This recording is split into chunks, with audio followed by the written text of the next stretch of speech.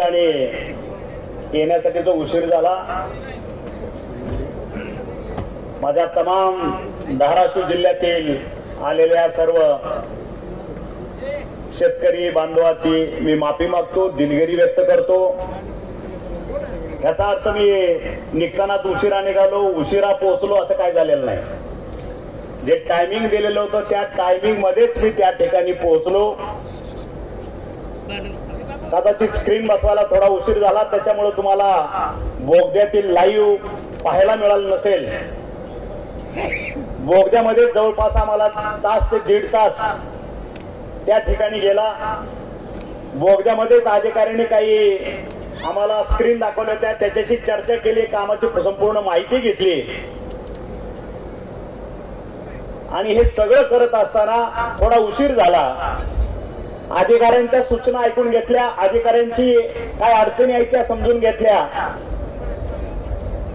आणि जवळपास बरेचसे माझे पत्रकार बंधू, त्या प्रोजेक्टवरती काम करणारे आमचे काही इंजिनियर्स आमच्या बरोबर खाली होते.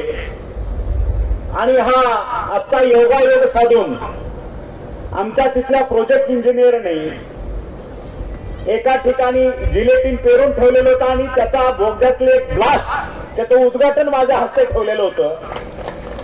आणि ते सगळं एका मागोएक कामं ठेवली होती. पण बोगद्यात माझ्या बरोबर जे उतरलेले काही इंजिनियर्स आणि पत्रकार बंधू होते, त्यांना खाली 50 मीटरवरनं वरती आणणं, 4-4, 5-5च्या ह्यानं त्या ठिकाणी एक अर्धा पाऊण तास वेळ वाया गेला.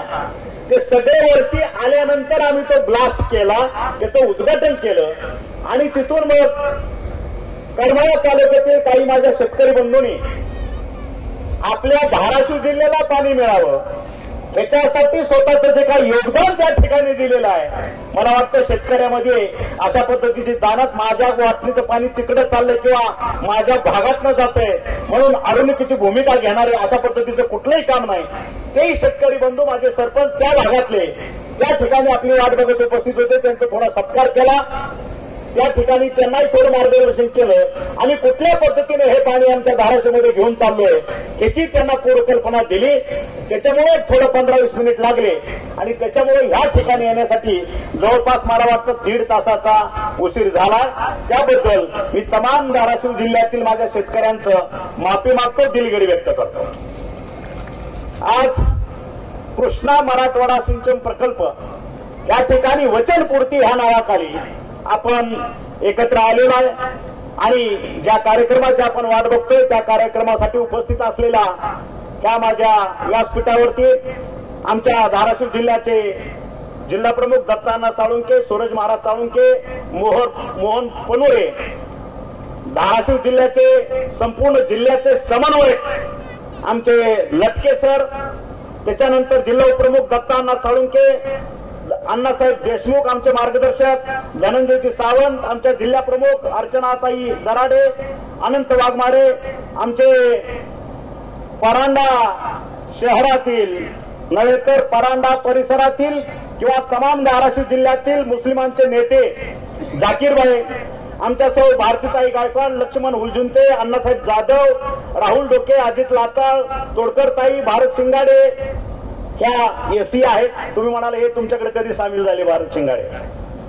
ह्या सिंचनाचे, ह्या प्रकल्पाचे सुपरिटेंडिंग इंजिनियर शिंगाडे, आमचे चौरे साहेब, त्या ठिकाणचे अगदी ज्युनियर इंजिनियर पासून त्यांच्यापर्यंत सीई पर्यंत ह्या प्रोजेक्टवरती काम करणारी तमाम टीम, या कार्यक्रमाला आवर्जून उपस्थित असलेले माझे सर्व पत्रकार, शेतकरी बंधू आणि म्हणजे माझे आमदार राहुलजी मोठे यांनी काही प्रश्न उपस्थित केले, अण्णा तुम्ही म्हटले, आम्ही त्याच्यामध्ये होतो. आम्ही त्या ठिकाणी आमचं योगदान आहे शासनाचं. आपल्या माहितीसाठी सांगतो, कृष्णा मराठवाडा प्रकल्पाचं 2004 मध्ये मान्यता दिली. सुरुवात तिथून आहे, बरोबर, मान्यता दिली.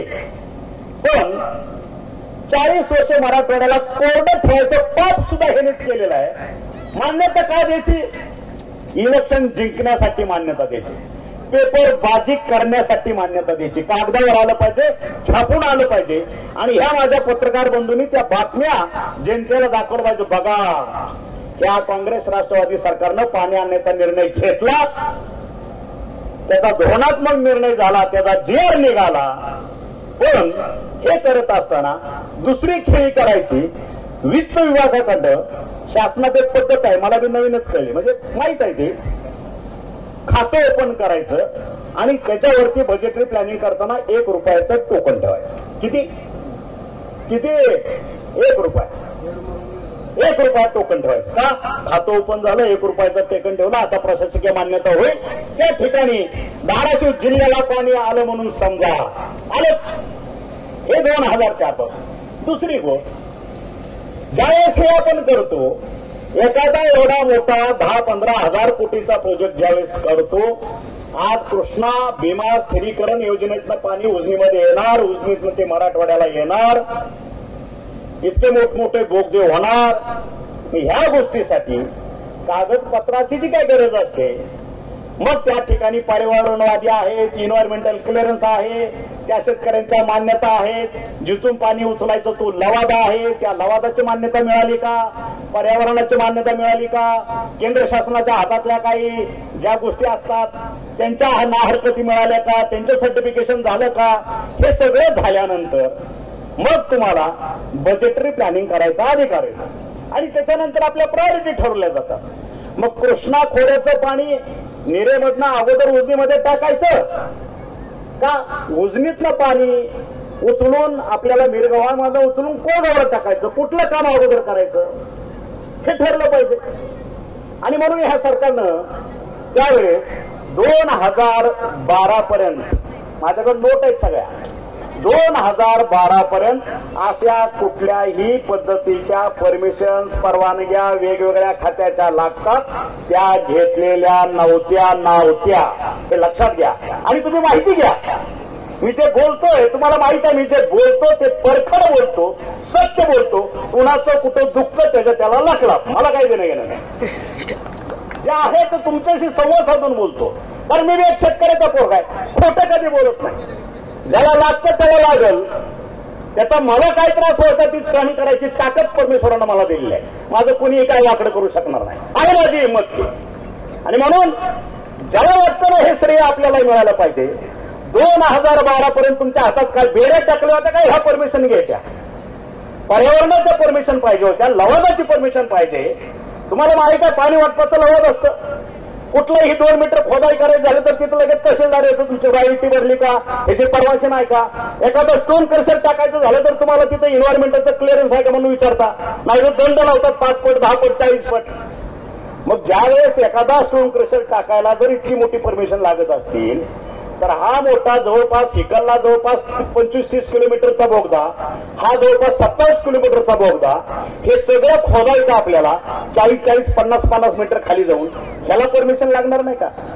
मग ह्या पर्यावरणाच्या परमिशनचं, इन्व्हायरमेंटल क्लिअरन्सचं, केंद्राच्या परमिशनचं, शेतकऱ्यांच्या परमिशनचं, पाणी वाटपाच्या लवादाच्या परमिशनचं तुम्ही काय केलं?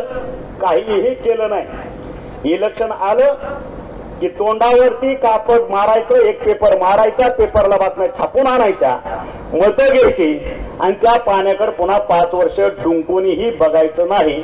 आणि विचारलं तर सांगायचं नाही, चालू आहे, अडचणी असतात, चालू आहे, शासकीय दरबारी चालू आहे, असं करायचं. असं 4.5 वर्ष करायचं आणि शेवटचे 5-6 महिने पुन्हा बातम्या छापून आणायचं काम चालू करायचं.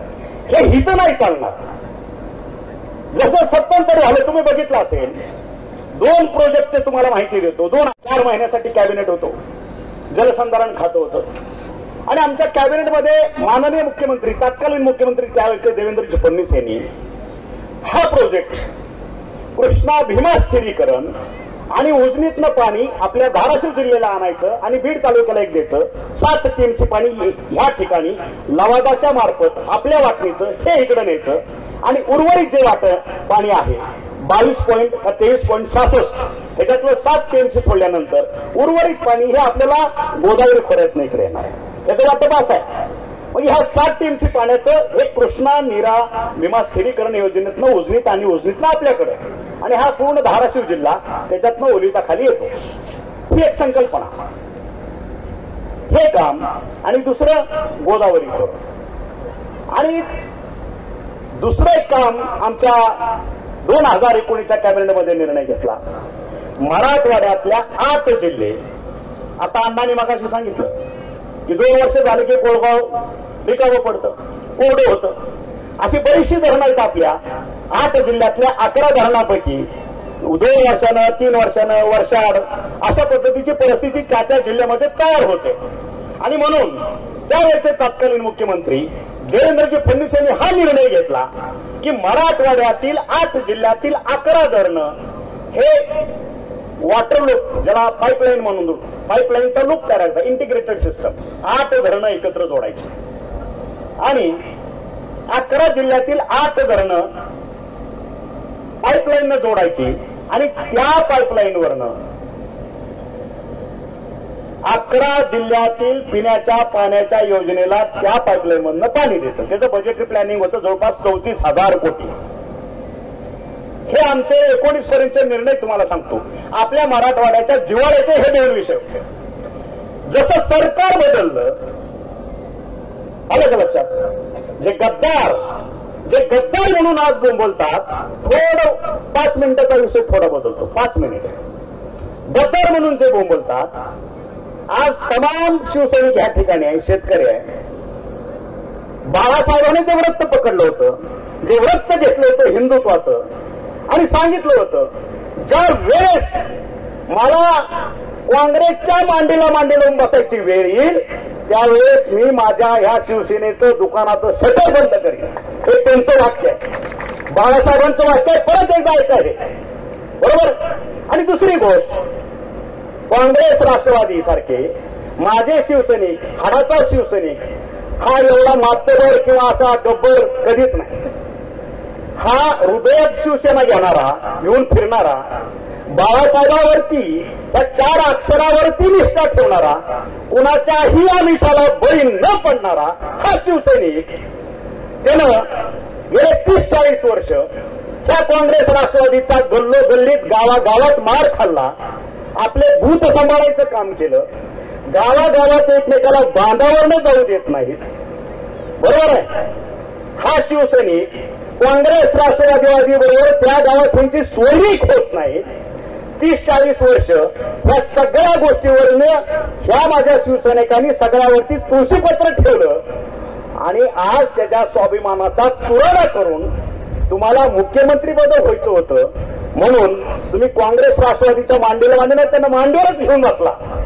बाळासाहेबांच्या, तुम्ही म्हणता ना माझ्या बापाचा पक्ष सोडला, तुझ्या बापाचे विचार तू सोडून दिले, तुझ्या बापाचा सगळा हेतू तू अगदी पैदळी तुडवला आणि तुला सत्तेसाठी, तुझ्या लेकराच्या एकट्या रोजगारासाठी तू त्यांच्या मांडीला मांडी लावून बसला. आणि दुसरी गोष्ट, त्याच्या पुढची गोष्ट, या ठिकाणी माझे सहकारी, माझ्या संस्थेचे डायरेक्टर टकले, प्राध्यापक टकले आहेत, त्या ठिकाणी आज माझ्याबरोबर ते प्राध्यापक बारबोले होते. मंत्री असताना ज्यावेळेस इलेक्शन झाली आणि ह्यांचं ठरलं की आपल्याला राष्ट्रवादी काँग्रेस बरोबर आणि काँग्रेस बरोबर जायचं आहे, त्यावेळेस संपूर्ण महाराष्ट्रातील पहिला शिवसैनिक हा तानाजी सावंत आहे. त्यांनी डायरेक्ट फोन उचलून उद्धव ठाकरेंना विचारलं होतं, साहेब जो निर्णय तुम्ही घेताय हे बरोबर आहे का? ते म्हणले हो असं ठरलंय. म्हणलं एक लक्षात ठेवा, मी माझ्या बापाचा वारसा नाही मला राजकारणाचा, ना माझ्या घरात खासदारची आमदारकी होती, काही नाही. पण आयुष्यभर पहिलीत असल्यापासून शिकत असताना पीएचडी करेपर्यंत आयुष्य माझं रँकर म्हणून गेलेलं आहे. कधीही खालच्या पहिल्या 2-3च्या खाली मी माझं आयुष्य जगलेलं नाही. ना माझ्या बापाची माझी शिकवायची, मला शिकवायची ऐपत बी नव्हती. बँकेचं कर्ज काढून मी शिकलेला पोरगा आहे. पायात चप्पल नसताना लेक्चर घेतलेला माणूस आहे, एकमेव मास्तर. आणि ते सांगितलं त्यांना, साहेब आयुष्यभर शरद पवारच्या कधी वैतनीला आमचं घर गेलं नाही. 1988 पासूनचा शिवसैनिक आमच्या घरात आहे, आमचं बाळकडूच शिवसैनिक आहे. आणि तुम्हाला कितपत शरद पवार आहे ते मला माहित नाही, त्या खोलात मी जात नाही. पण जेवढा म्हणून मी शरद पवार वाचला, जेवढा म्हणून मी शरद पवार ऐकला, जेवढा म्हणून मी प्रॅक्टिकली शरद पवार बघतो, त्या शरद पवारांचा हात ज्याच्या डोक्यावरती पडतो त्याचं भस्म होतो, ते संपून जातं. जर आपला शिवसेना पक्ष, जर तुम्ही काँग्रेस राष्ट्रवादीच्या वळचणीला बांधत असाल, हे वाक्य हे तुम्ही कधी उद्धव ठाकरेला विचारा, या 3 लोकांना साक्षीदार आहेत त्यांना विचारा. त्यावेळेस त्यांचं वाक्य होतं,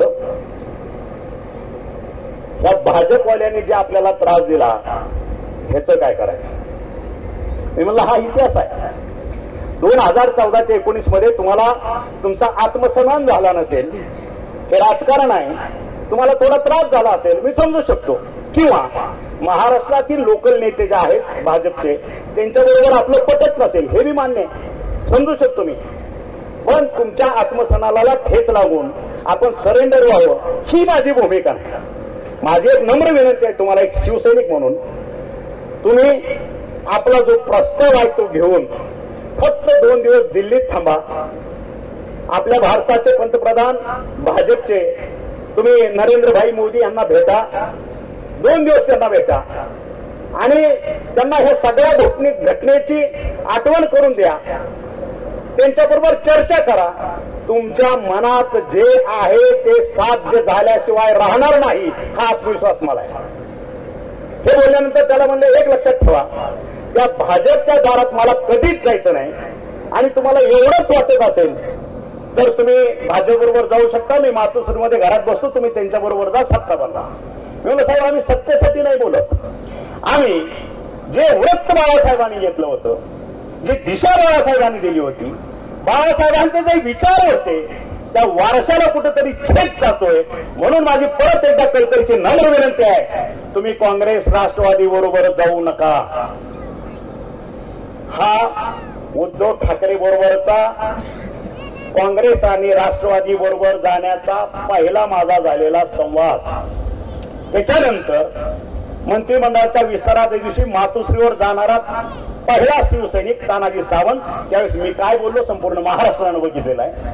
त्यानंतर मी स्पष्ट सांगितलं होतं, आजपासून इथून पुढं मातोश्रीची पायरी चढणार नाही आणि गेलेलो नाही. मी माझ्या तत्वाशी, माझ्या व्रताशी मी फिट आहे, मी फिक्स आहे, लक्षात. आणि म्हणून त्या खोलत जात नाही. आणि त्यांच्या काळात मग मराठवाड्यात नाही एवढे आमदार आले सेनेचे, जलसंपदा खातं राष्ट्रवादीला दिलं, त्यावेळेस का बजेटरी प्लॅनिंग केलं नाही. वॉटर लूप सिस्टम जी टाकायची होती, इंटिग्रेटेड सिस्टम, 8 जिल्ह्यातील 11 धरणाला जोडणारी, त्याच्यावरती 5 रुपयाचं बजेटरी प्लॅनिंग पुन्हा ह्यांच्या कालावधीत वित्तखंड झालं नाही. हे काम 90% बंद पाडलं, सगळं जागच्या जाग्याला. आणि म्हणून जे वृत्त घेतलं त्याच्यानंतर तुम्ही बघितलं असेल, 2022ला जसं स्वतंत्र झालं, पहिल्याच कॅबिनेटमध्ये आमच्या महाराष्ट्राचे लाडके मुख्यमंत्री एकनाथजीभाई शिंदे आणि उपमुख्यमंत्री त्यावेळी दोघच होते, देवेंद्रजी, त्या दोघांनी पहिल्या कॅबिनेटमध्ये हा यांनी बंद पाडलेल्या प्रोजेक्टवरती त्याला मान्यता दिली आणि मान्यता देऊन हा प्रोजेक्ट पुन्हा ताकदीने चालू केला. त्याच्या अगोदर सांगतो, कृष्णा भीमा स्थिरीकरण हे पाणी उजनीत आणायचं आणि उजनीतनं जेऊर बोगदा टू मिरगावान 27 किलोमीटरच्या बोगद्यातनं पाणी खाली न्यायचं.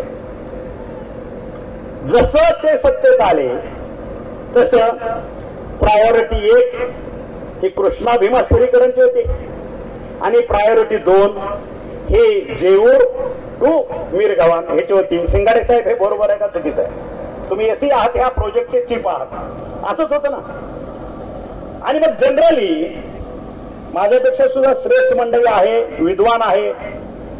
प्रायोरिटीचं एक काम, प्रायोरिटी 2चं काम, ज्यावेळेस बजेटरी प्लॅनिंग करायचं असतं त्यावेळेस प्रायोरिटीचं 1ला बजेट द्यावं लागेल, प्रायोरिटी 2ला देता येणार नाही. जोपर्यंत प्रायोरिटी 1चं काम होत नाही तोपर्यंत ते फक्त लाईव्ह ठेवलं जातं. हे झाल्यानंतर ते करायचं, ही भूमिका. आणि मग ते सगळे पेपर घेऊन आपले अण्णासाहेब होते, सुभाष सिद्धिवाल ते होते, आज इथं नसतील तरी या दोघांच्या साक्षीने मी त्यांना सांगतो, ते समोर आहे स्टेजवर. मी ह्या प्रोजेक्टवरती काय काम करतोय, पत्रव्यवहार काय केला, ह्याचं प्लॅन, ह्याचे ड्रॉइंग, ह्याचे नकाशे सगळे त्यांना 1.5-3 तास मी यांना दाखवतो. आणि एक दिवस मी जलसंपदाची मीटिंग घ्यायची मुख्यमंत्र्यांना. त्यावेळेस हेच मुख्यमंत्री तत्कालीन आताचे उद्धवजी ठाकरे यांना सांगितलं की आमचा पाण्याचा प्रश्न आहे, त्या पाण्याच्या प्रश्नासाठी तुमच्या सरकारनं काय केलं हे मला सांगा. आणि म्हणून मी ती मीटिंग लावली. जलसंपदा खात्याच्या अधिकाऱ्याबरोबर मला सांगितलं त्यांनी की तुम्ही जलसंपदाच्या अधिकाऱ्यांना भेटा, त्यांच्या सेक्रेटरीला भेटा, तुमचं प्रोजेक्ट, तुमचं जे काय म्हणणं आहे ते त्यांना सांगा आणि मग मी तुमची ती मीटिंग माझ्याकडे लावतो. जलसंपदाच्या अधिकाऱ्याबरोबर मीटिंग झाली, सेक्रेटरी वगैरे त्यांचे सगळे ह्या प्रोजेक्टचे इंजिनियर, एक मीटिंग झाली. जवळजवळ 30 ते 40 अधिकारी होते मीटिंगला. आणि त्यांना सांगितलं जे तुम्ही कृष्णा नीरा भीमा स्थिरीकरण योजनेतलं पाणी इकडे आणणार त्याला तुम्ही प्रायोरिटी 1 दिले आणि जेऊर टू मिरगावान म्हणजे मराठवाड्याला जाणाऱ्या पाण्याला तुम्ही प्रायोरिटी 2 दिले. ह्याच्या मागचं इंगित मला कळलं नाही, हे जरा मला एक्सप्लेन करा. ते म्हणले हे पाणी लवादानं तुमचं पाणी मंजूर केले, पर्यावरणाच्या सगळ्या मान्यता आहेत, पण हे पाणी आल्याशिवाय तुम्हाला आम्ही पाणी देऊ शकत नाही. म्हणलं मान्य, हे आल्याशिवाय हे देऊ शकत नाही. ह्याच्या पुढचं मी विचारतो. म्हणलं 2001 ते 2014 काँग्रेस राष्ट्रवादीची सत्ता होती. शेवटचा इन्सिडेंट डायरेक्ट सांगतो. अजित पवार साहेब जलसंपदा मंत्री होते, राधाकृष्ण विखे पाटील होतं. आणि त्यावेळेस देवेंद्रजी फडणवीस यांनी सभागृहात मागणी केली की कृषी विभागाचे ह्याच्यावरती श्वेतपत्रिका असणं गरजेचं आहे. आणि म्हणून तत्कालीन सरकारनं त्यावेळेस कृषी विभागानं तत्कालीन कृषी मंत्री राधाकृष्ण विखे पाटील यांनी श्वेतपत्रिका प्रसिद्ध केली सभागृहात आणि सांगितलं की 60,000 कोटीचा जलसंपदावरती खर्च झाल्यानंतर 0.2% इरिगेशन झालं. बरोबर, हे माझं मनाचं नाही, त्याच बोलतोय. तुम्ही ऐकलं असेल, मी बी ऐकलं, तुम्ही पेपरात वाचलं, मी बी पेपरात वाचलं. त्यावेळेस ना मी मंत्री होतो, ना आमदार होतो, ना जिल्हा परिषदचा सदस्य होतो, ना सरपंच होतो, काय नव्हतं. हे वाचनात आलेलं सांगतोय, कदाचित तुम्ही वाचलं असेल. आणि मग त्या अधिकाऱ्यांना मी ती कॉपी काढून दाखवली. प्रायोरिटी 1 जर हे असेल, हे 7 टीएमसी पाणी आणून ज्यावेळेस उजनीत टाकता, 65,000 कोटी खर्च करता, त्यावेळेस किती हेक्टर क्षेत्र ज्याच्यासाठी तुम्ही 7 टीएमसी घेऊन चाललाय, किती हेक्टर क्षेत्र ह्याच्या खाली भिजणार आहे? 0%. कारण उजनी टू मिरगावान हे पाण्याचं स्तोत्र किंवा पाणी वाहक हा प्रकारच नाही, बंद कामच नाही तिथं. प्रायोरिटी 1 ते आहे. 7 टीएमसी उजनीत येऊन पडल्यानंतर पुन्हा न्यायचं कुठं नाही. म्हणजे त्यावेळेचा अजेंडा तत्कालीन मुख्यमंत्री उद्धवजी ठाकरे आणि शरद पवार साहेब यांचा अजेंडा काय होता? हे 7 टीएमसी पाणी उचलायचं, उजनीत टाकायचं आणि पुन्हा नेहमीच्या 60 वर्षासारखं हे पुन्हा बारामतीला वळवायचं. हा त्याच्या मागचा छुपा अजेंडा होता. मी जाहीर बोलतोय, त्यावेळेस बोललो, आजही बोलतोय. आणि म्हणलं असं जर करायचं असेल, हा तानाजी सावंत ह्या विधान भवनाच्या पायरीवरती आमरून उपोषण करेल जर ही प्रायोरिटी बदलली नाही तर. लिहून देतो तुम्हाला. अधिकाऱ्यांनाही ते पटलं. मग मुख्यमंत्र्याकडे वर्षावरती आमची बैठक झाली. ज्या पद्धतीचं आपण सगळं डेमॉन्स्ट्रेशन आज बघितलं, ह्या पद्धतीचं 1 तास डेमॉन्स्ट्रेशन स्क्रीनवरती मी त्यावेळेचे तत्कालीन मुख्यमंत्री उद्धव ठाकरे यांना दिलं. अधिकारी सगळे होते.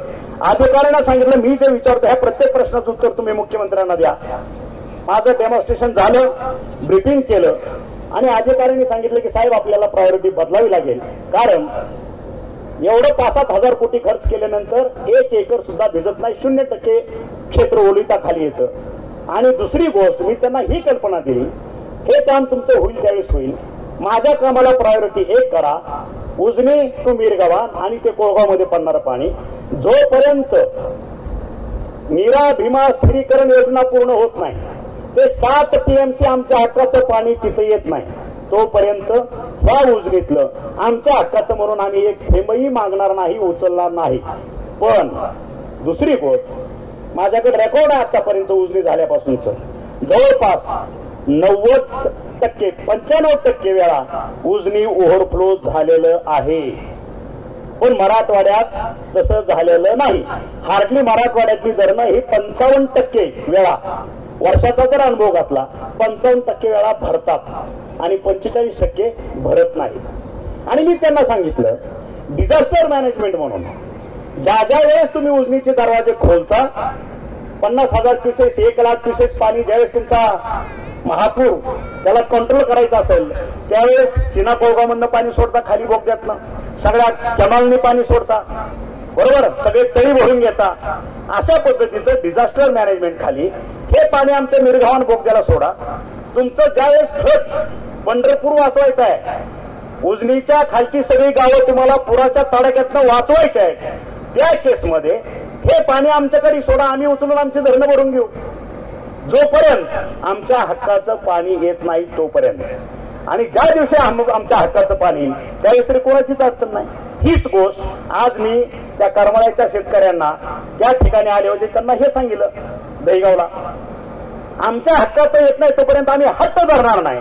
पण ज्या वेळेस डिझास्टर मॅनेज म्हणून महापूर येतो, आज उजनी 117 टीएमसी भरल्यानंतर तुमचे 4, 5, 10 दरवाजे सोडून जे पाणी खाली कर्नाटकला वाहून जातं, त्याच्याऐवजी आमचा बी एक दरवाजा देऊरचा उघडा खाली सोडताना ते पाणी आमच्या मिरगावांमध्ये येईल. आम्ही आमची धरणं कोरडे असेल तर आम्ही ते भरू, आमची सगळी धरणं आमची तलाव सगळे भरत जाऊ, आमचा शेतकरी सुजलाम सुफलाम होईल. त्यावेळेस तुम्हाला ह्या ठिकाणी कुठलंही शेतपत्रिका काढण्याची गरज भासणार नाही, ते त्यांनी मान्य केलं आणि ती प्रायोरिटी बदलली. प्रायोरिटी बदलल्यानंतर जसं आमचं सरकार आलं त्या प्रायोरिटी बदलल्यामुळं आमच्या सरकारला सुकर झालं, सोयीस्कर झालं. 11,500 कोटीचं बजेटरी प्लॅनिंग माझ्या एकनाथभाई शिंदे आणि आमचे उपमुख्यमंत्री देवेंद्रभाई फडणवीस यांनी केलं आणि त्या कामाला जवळपास 4पट 5पट स्पीड देण्याचं काम जलसंपदा खात्याने केलं. ही त्याची हिस्ट्री. आता मग हे काम सुरू झालं, त्या ठिकाणचं मी आता आमच्या इंजिनियरला विचारलं, बाबा हे बोगद्याचं काम आज 27 किलोमीटरचं काम आहे, त्या ठिकाणी उजनीच्या ठिकाणी शटर बसवायचं काम चालू, दरवाजा गेट ओपन करण्याचं म्हणतो ते आहे, त्याच्या अगोदर 600 मीटर तोंडाला त्यांनी अजून ते फोडायचं तसंच ठेवलंय. मध्ये 3 ठिकाणी काम करण्यासाठी सोयीस्कर हो, पाणी पर्क्युलेशन पुढे येऊ नये म्हणून 3-4 ठिकाणी 100 मीटर 200 मीटर 300 मीटर अशा पद्धतीचे थोडे थोडे मध्ये बांध म्हणून आपण ओढा नाला सरळ करताना आपण जसं बांध ठेवले मध्ये तसे ठेवलेले आहेत, कारण काम करणं सोपं हो पुढे म्हणून. आणि ते 27 किलोमीटर मध्ये असे तुकडे तुकडे एकत्र केले तर जवळपास 3 किलोमीटर होतं. त्याच्यातलं आज एका 600 मीटरचा आम्ही आज ब्लास्ट केला, म्हणजे ते आज उकरायला चालू झालं. माझ्या अंदाजानं मे एंड पर्यंत 27च्या 27 किलोमीटर बोगद्याचा पूर्ण आतलं जे खोदाई पूर्ण होईल, त्याचं लाईनिंग म्हणतो आपण ते पूर्ण होईल, व्हर्टिकल लाईनिंग पूर्ण होईल. आणि ह्या मिरगावांना जे तुम्ही बघितलं असेल ह्या ठिकाणी खड्डा खणलेला आहे, त्या ठिकाणचं फाउंडेशन आपल्याला मार्च एंड किंवा एप्रिल एंडच्या अगोदर 10 मीटर वरती आणणं गरजेचं आहे. हे आमच्या जे काही सुप्रिटेंडेंट इंजिनियर आहेत त्यांना 1000 वेळा सांगितलंय, पहिलं फाउंडेशनचं काम चालू करा. आणि त्यावेळेस मी मंत्री नव्हतो, त्यावेळेस एसी हेड होते, त्यावेळेस मी अधिकाऱ्यांना ह्यांच्या ज्या ठिकाणी ड्रॉइंग पास होतात नाशिक यांचं हेडक्वार्टर, त्या ठिकाणच्या अधिकाऱ्यांच्या यांच्याकडे फोन घेऊन त्यांना काय बोलत होतो, कसं बोलत होतो, जे ड्रॉइंग त्यांना 2004 ते 2016 पर्यंत किती वर्ष झाली बघा, 2004 ते 2016 एक तक जे ड्रॉइंग मिळत नव्हते यांना एवढे वर्ष, परत एकदा रिमाइंड करून देतो, 2004 2016 पर्यंत जे ड्रॉइंग यांचे तयार होत नव्हते फाउंडेशनचे बोगद्याचे, ज्यावेळेस हा तानाजी सावंत त्यांच्या मागे वाघ होऊन लागला, 3 महिन्यामध्ये या सगळ्या फाउंडेशनचे ड्रॉइंग माझ्या एसीच्या हातात मिळाले. हा सूर्य हा जयत्र समोर आहे तुमच्या. अशा पद्धतीचं हे काम झालंय. आणि त्याच्यानंतरचं दुसरं काम ठीक आहे, हे यांचं सिव्हिलचं काम आहे, तिकडनं भगदाड पाडतील, दरवाजा बसवतील, पाणी मिरगावांमध्ये येईल, फाउंडेशन तयार होईल, त्याच्या मोटरा आणायच्या आहेत आपल्याला. त्यांनी ते बी बघितलं, ज्योती कंपनीला ऑर्डर दिलेली आहे, आणि जवळपास 2000 HP 7 मोटर आहेत. 7 मोटरवरनं ते पाणी उचलून आपल्या कोळगावमध्ये पडणार आहे आणि कोळगाव मधून पुढे पाईपलाईन सगळी भूम, परांडा, वाशी, कळंब, धाराशिव, तुळजापूर, उमरगा, लोहारा या ठिकाणी ते पाणी जाणार आहे. हे सगळी तलाव धरणं आपली भरून घेणार आहे.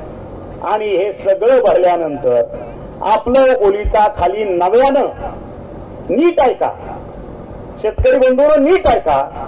ओळगावमध्ये पहिलं आपलं जे इरिगेशन जे क्षेत्र असेल ते आहेच, साततला आहे, चांदणीला आहे, जे जे छोटी छोटी आपली तलाव आहेत त्याच्याकडेच जे क्षेत्र आहे ते सोडून जलसंपदाच्या अधिकाऱ्याच्या म्हणण्यानुसार नवीन 3 लाख एकर क्षेत्र आपलं ओलिता खाली येणार आहे. किती?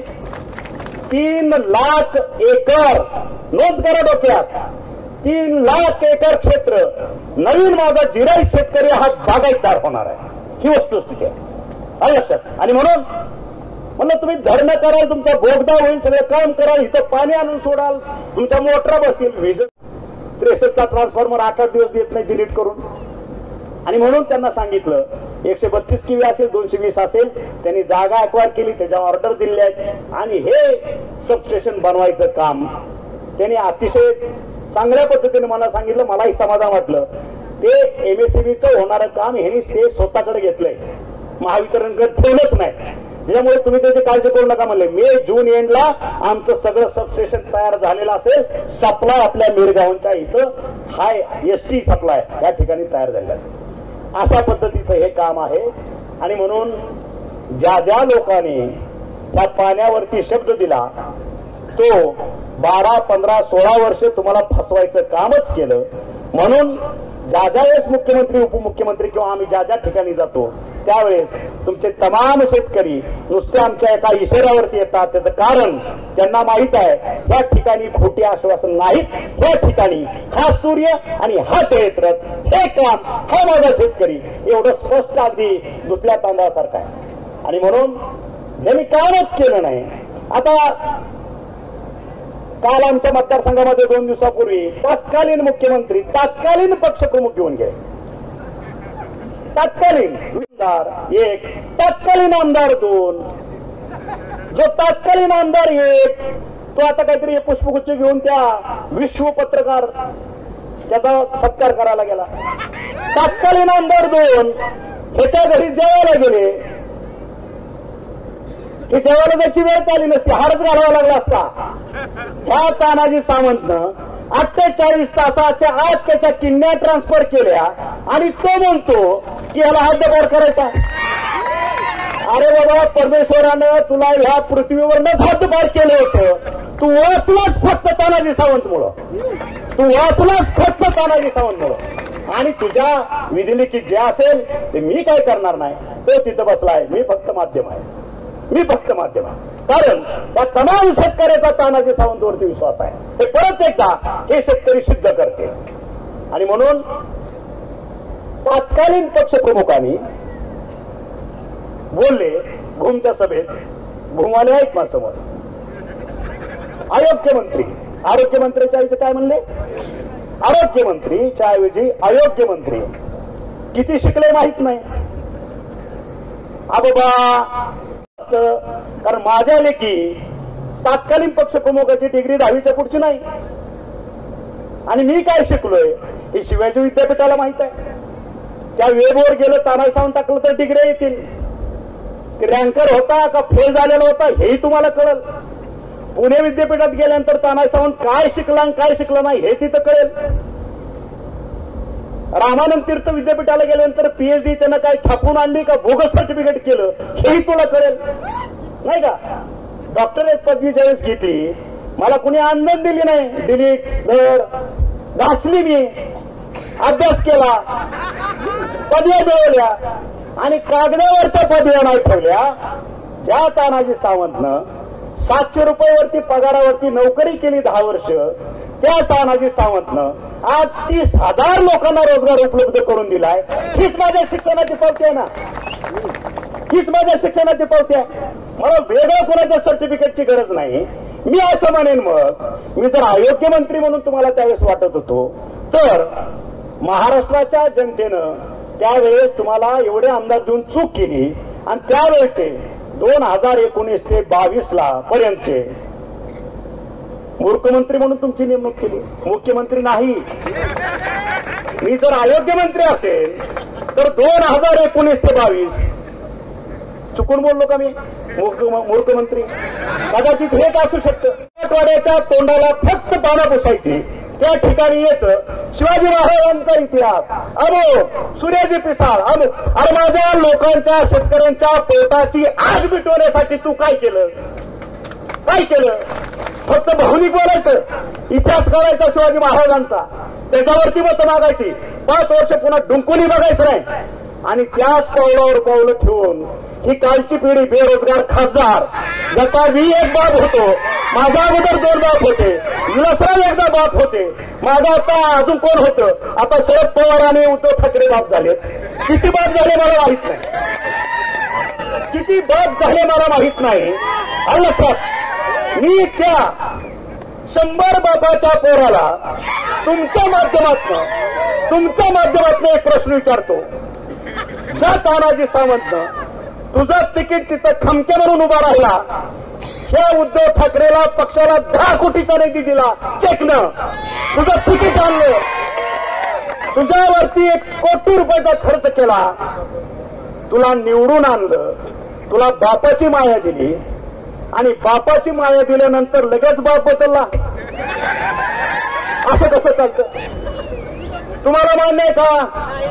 आपल्या पोरानं दुसरा माझा तुझा बाप नाही, तू हा माझा बाप आहे म्हणलेला आवडतं का? काय कराल तुम्ही? आपल्याला ते करायचंय, आपल्याला भावनेच्या राजकारणात जायचं नाही. आपलं एकच आहे, बाप दाखव नाही तर श्राद्ध भाग, विकास काम, फक्त विकास. माझ्या पोरांच्यासाठी काय, माझ्या शेतीच्या पाण्यासाठी काय? ह्यांचा जीव फक्त कॉन्ट्रॅक्ट, ह्यांचा जीव फक्त अधिकाऱ्याला शिव्या घालणे, ह्यांचा जीव फक्त अधिकाऱ्याला एकानं जायचं शिव्या घालायच्या, दुसऱ्यानं जाऊन तोडपाणी करायचं, पैसे घेऊन यायचे, ह्यांचा जीव ह्याच्यात. आणि म्हणून मी ह्यांना आज माझ्या तमाम धाराशिवच्या शेतकऱ्याच्या वतीनं जाहीर आवाहन करतोय. आता कुठल्या बापाला तू जरी पुढे घेऊन आला तरी हा शेतकरी तुला फसणार नाही, तुला घरी बसवल्याशिवाय आम्ही स्वस्त बसणार नाही. ही आज मिरगावांच्या शेतात घेतलेली आमची शपथ आहे. पेरणाचं भंगार चोरा, तुम्ही त्याचे साक्षीदार आहेत. आम्ही शेतकऱ्यासाठी काम करणारे, बंद पडलेलं सगळं धाराशिवला पुन्हा गतवैभव प्राप्त करून देण्यासाठी उचललेला वेळ आहे. आणि मी परत सांगतो, जसं हे पाणी आपल्या धरणात पडेल, मी ह्यांना अधिकाऱ्यांना सांगितलंय, हे खाजगीत बोलतात, अधिकाऱ्यांना वरच्या वरिष्ठांना सांगतात 25, मी ह्यांना खाजगीत सांगितलंय, लेट टू लेट डिसेंबर 24च्या पुढे मी ऐकून येणार नाही. मी बुटाडाने एका अधिकाऱ्याला बोगद्यात उचलून ठोकेल, मला बाकीचं माहित नाही. शब्द म्हणजे शब्द, आणि हा तुमच्या वतीनं मी त्यांच्या अंगावर जातोय. माझं ताकद ही तुमची ताकद आहे. तुमचं जळतंय म्हणून माझं पेटतंय, हे ध्यानात ठेवा. तयार आहे, कोणी अडचण केली त्याला सामोरं जाण्याची माझी तयार आहे, कोण आला अंगावर त्याला अंगावर घ्यायची माझी तयार आहे. तुम्ही तुमचं काम करा. माझ्या शेतकऱ्याची तहान 40 वर्ष माझा मराठवाडा जो तहानलेला आहे त्याची तहान भागवायचं काम लेट टू लेट डिसेंबर 24 पर्यंत माझ्या मिरगावांमधनं माझ्या कोळगावमध्ये पाणी पडलं पाहिजे, एवढी नम्र विनंती. मला बाकीचं काय घेणं त्यांना. आमचे रस्ते नसले तरी चालतो, आम्ही चिखलात चाललो, बहू दे आमचं पाय, अगदी ढुंगणापर्यंत माती येऊ दे आमच्या चिखलाची, काय फरक पडत नाही आम्हाला, चालतंय. आमची शेती बागायत झाली पाहिजे. आणि मग माझ्या गाव खेड्यातला तरुण जो पोटासाठी माझ्यासारखाच आज गावं सोडून घरटी 2-2, 3-3 माणसं कुटुंब आज तिकडे पुणे, ठाणे, मुंबईला पोटासाठी गेलेले आहेत. 40-40 वर्ष तिकडे पोट भरत आहेत. याची लाज तुम्हाला वाटत नाही. आणि खोटं बोलायचं, रिटून बोलायचं आणि मतं घ्यायचे. नाही ह्यानं माझा बाप मारला, नाही त्यानं माझा असं केलं. अला का तुझा बाप मारला त्याला झाली 25 वर्ष, माझा तरुण 18 वर्ष ते 29, ह्यांचा बाप का तू मारायला लागला काहीच न करून. आम्हाला नाही ना मरू द्यायची आता ह्यांची बाप, यांना आम्हाला जगवायचं. आता तू घरी बस. तुमच्या माध्यमातून एका स्टेजवर या म्हणावं, त्याला सांगतो मी तुमच्या माध्यमातून, हे माझ्या स्टेजवरती 5 वर्षामध्ये 2019ला ह्याच वागानं तुला खासदार केलं, आपल्या लेकराच्या हातात कोणी 5 रुपये ठेवत नाही, आपण एकाच मातीतले. हे वागानं तुला खासदार केलं, तुझ्या अवकात तू दाखवली, असू दे जे असेल ते, पण केंद्रातल्या हजारो योजनेपैकी एक योजना तू माझ्या धाराशिव जिल्ह्यासाठी आणलेली दाखव. माझं ओपन चॅलेंज तुमच्या माध्यमातून त्याला, एक काम मला दाखव, एक काम. किंवा तुझ्या माध्यमातून एक बारकी इंडस्ट्री काढली आणि त्या ठिकाणी माझ्या मराठवाड्यातला बेरोजगार तरुण त्याला हाताला काम दिलं, अशी 10 पोरं दाखव. म्हणाल ती पैस हरायला माझी तयारी आहे. नोकरी करून आज 25 ते 30 हजार लोकांना रोजगार दिलाय. याडा समजतो का तू?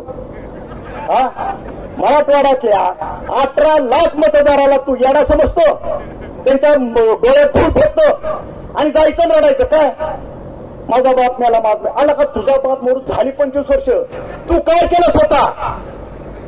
मडपीक एकदाच असतं, मडपीक एकदाच असतं, 100 वेळा नसतं. आता ही बाप होऊन ह्यांची 80, आता ह्यांची निघाल्या ताट्या. तू ह्यांना लागला मारायला. त्याच्यामुळं आपण एकालाच घरी बसू आणि आपली सगळी बाप जिवंत ठेवू आणि चांगला विकास मराठवाड्याचा करू. आणि हे पाणी आल्यानंतर माझा शब्द आहे, माझं वचन आहे, धाराशिव जिल्ह्याचा आकांक्षित जिल्हा म्हणून जो केंद्रामध्ये नाव आहे, जो काळा ठप्पा आपल्यावरती आहे, ते आपण तुमच्या सर्वांच्या साक्षीनं पुसून टाकू आणि पश्चिम महाराष्ट्रातला सारखा आपला धाराशिव जिल्हा अग्रेसर करू. एवढंच आज शपथ घेऊ. आणि या ठिकाणी तुम्ही सर्वजण आलात, एवढ्या